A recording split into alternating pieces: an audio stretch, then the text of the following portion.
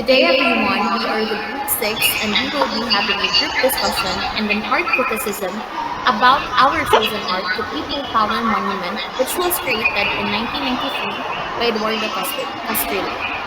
So let me introduce myself. I am Zarina Velasquez, and here are our members. I am Charlene Marie Salana. I am Santi Nicole. I'm Chelsea Flame Villaflor. And I am Riza M. Villamor. So, guys, let us start with a simple description. The People Power Monument is a massive sculpture located along EDSA. It is built to commemorate the 1986 People Power Revolution. It was designed by Eduardo Castillo, an artist known for creating large dynamic sculptures that capture historical events in a powerful way. The monument is made of bronze and stainless steel, which makes it look strong, almost indestructible, kind of like the spirit of the revolution itself. So when you first look at it, it's impossible not to notice the sheer size and intensity of the figures.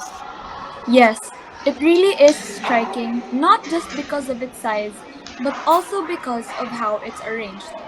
The sculpture consists of multiple figures, all positioned together, forming what looks like a human wave surging forward. At the very top, there's a woman with her arms raised, almost as if she's either praying, celebrating, or calling people to action. Below her, you can see different kinds of people: students, workers, nuns, and even soldiers, each playing a role in the movement. It's as if the monument is saying, "This was a revolution for everyone, by everyone." And that's what actually makes it interesting. It's that how the figures aren't just standing still. They are all in motion, leaning forward, raising their fists, and some are even holding banners or flags. So the artist didn't just make a monument here. He also captured a moment, a frozen scene from history. And the way it's placed in EDSA is actually what makes it more remarkable. It's near where the protests actually happened and makes it even more powerful. So it's not just a symbol, it's a reminder of the real events that took place there. And another thing, if you look closely to the expression on their faces are very emotional. Some look like they were very determined, others look like angry, and some look like they are shouting. It's not a peaceful looking sculpture. It's filled with tension, passion, and energy. It really gives you the feeling that these people were fighting for something important. Exactly. And ang details sa monument, grabe ka-expressive.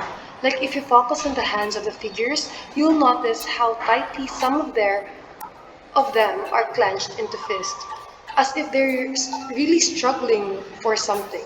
Even their postures, murag nagpadulong sila sa usa ka direction together, and that shows unity. And syempre, the most powerful part for me is the woman at the top. It's like she represents the victory of the people. Now, let's break it down. What makes this artwork so effective and what artistic elements stand out? One thing that really stands out is the composition. The figures are arranged in an upward movement, leading your eyes from the bottom all the way to the top, where the woman raises her hands. This suggests progress, victory, or even hope for the future. Unlike traditional monuments where the main subject is at the center, in this monument, the entire crowd is the focal point. The People Power Monument really captures the spirit of unity and resistance from the 1986 People Power Revolution. Its dynamic composition shows figures of moving forward, symbolizing progress. The large scale bronze sculpture or structure gives a sense of strength and permanence. The expressions and gestures of the people, such as their raised fists, linked arms, and determined faces, emphasizes solidarity and courage. Through these elements, Eduardo Castillo creates a powerful tribute to the democracy and the Filipino spirit. Yes, and let's not also forget about the use of lines. As you can see, the sculpture has a lot of sharp angles. It also has diagonal lines and also rough textures. So these elements actually create a sense of movement and urgency. So unlike soft flowing sculptures that you see on some different arts that feel calm and peaceful, this one actually feels intense. It's filled with struggle and energy. So it almost looks chaotic, but in a way that actually represents the raw emotional nature of the revolution. And about the scale, as we can see, the size of this monument is massive, and that's an important artistic choice. It makes the people in the sculpture look larger than life. They're like giants, which emphasizes their power and significance. It's as if the artist is saying that these ordinary people became heroes because of what they did. It's not just about one leader, it's about everyone who stood up for what is right. And let's not forget about the placement. The fact that this monument is on EDSA is super symbolic.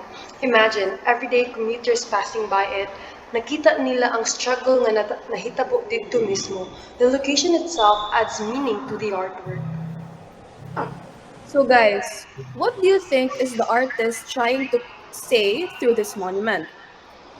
For me, the message is clear. Power belongs to the people. The way the figures are all working together, no one person taking the spotlight, shows that real change happens when people unite. The artist wants us to remember that democracy wasn't just handed to us, it was fought for.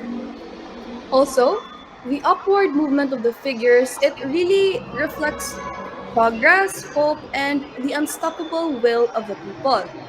It is a powerful reminder that standing together can overcome even the greatest challenges. So Castrillo isn't just telling a story from the past, he is challenging us to carry this spirit forward. And also guys, let's also talk about the resilience here. As you can see, look at the figures, look at their facial expressions. None of them actually look like they're giving up. They look like they're moving forward, pushing through the struggles. And this monument isn't just about the past. It's actually a reminder that the fight for justice is ongoing. And hope. As you can see, this woman at the top raising her arms, that could mean victory or even prayer. Either way, it shows that despite the struggles, there's always a chance for a better future. But more than that, it's also a warning. If people forget history, we might end up repeating the same mistakes. This monument is telling us don't let this happen again. Protect your freedom. So, in our own opinion, was this monument successful? For sure, because it's not just a beautiful sculpture, it's also a powerful reminder of history. It's something that makes you stop and think about the message behind the monument. Yes, for me, it's also a very effective piece of art. And it's visible, it's also symbolic, and it's emotional. I think it's one of the most important monuments in the country. I agree, but guys, do you think that the younger generation still appreciate it?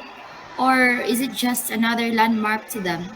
And that's the challenge for us, the younger generations, because some people pass by it every day but never take time to reflect on what it really means. That's why discussions like this are so important.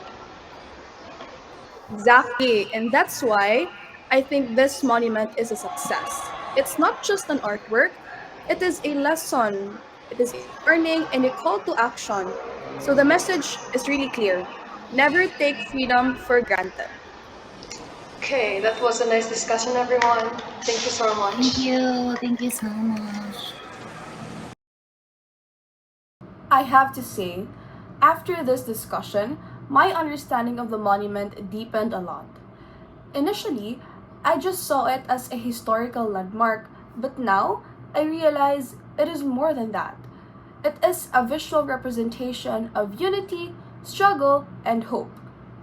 Talking with you guys made me appreciate the emotions and artistic choices behind it. I completely agree. I used to focus more on the historical significance, but hearing your thoughts about the way the monument is designed, the movement, the composition, and the raw emotions in the figurines, It made me appreciate the artistic choices that help tell the story. Art is indeed really powerful when it brings history to life. Yes, actually, at first glance, I saw the image or the statue as a powerful one. Like, it would struck you as if it had like a lot of emotions in it. But I actually now realize how much thought went into every detail of the art itself. I never really paid attention to the expressions of the figures, but I was so much invested and I paid attention on the lines and the textures of it. Like it created an intensity or how the arrangement of the figure symbolizes the progress. And yes, hearing your insights, like all of your guys' insights about symbolism and placement, it really made me see the art differently. I had a similar experience because before I used to think that monuments were just about remembering history. But now I see that they also serves as reminders and warnings. The discussion about how monument is a warning against repeating past mistakes.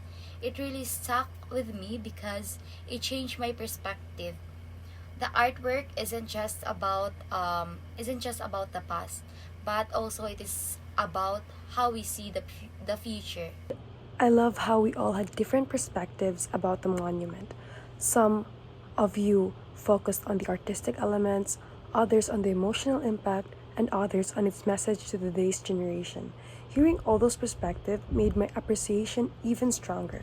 Murag mas nabutang sa akong kasing-kasing ang meaning sa monument. Dili lang siya para sa mga naka-experience sa revolution, para ni sa atong tanan.